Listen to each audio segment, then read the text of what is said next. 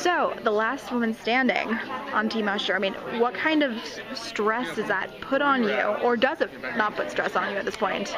It's pressure for sure. I think I'm just really grateful for Usher's coaching, and I think a lot of people are excited to see him continue to coach because he's so good at it, and I want to do my part in making sure people get to see that and see him do his thing, because the world sees him crush music and dancing and all the amazing stuff he does. Coaching is a new facet, and so I love being a part of that and want to keep on doing that.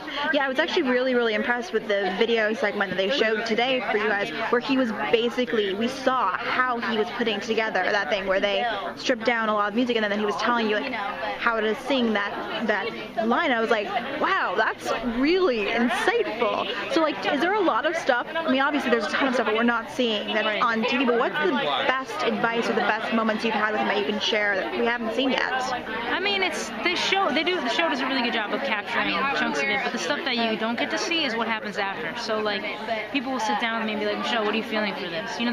Like Usher is insightful in a way where he can sit with you and kind of feel where you're at and what helps you. So that happens, and his whole team does that too.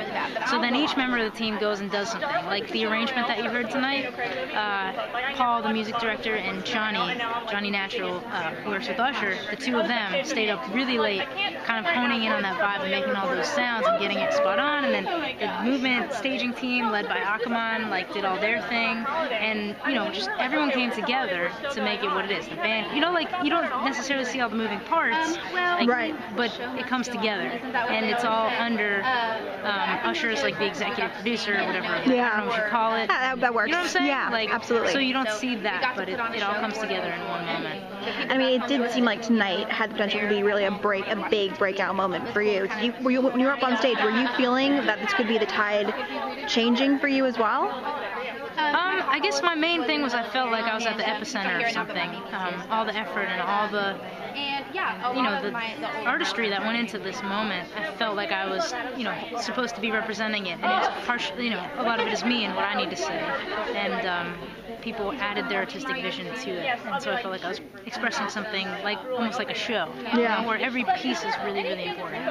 I mean, you have done so many different kinds of music so far, so many different kinds of artists. Are you already thinking forward to what you would hope to do next week? You got to, yeah, you have to. Is there anything in particular that you're like, I see you, I'd like to try out some of your kind of music at some point that you can tease?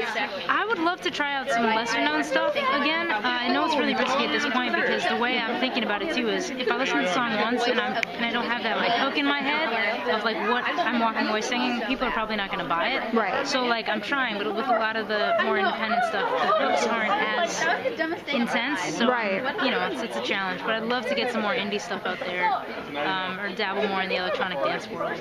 Great. We'll see.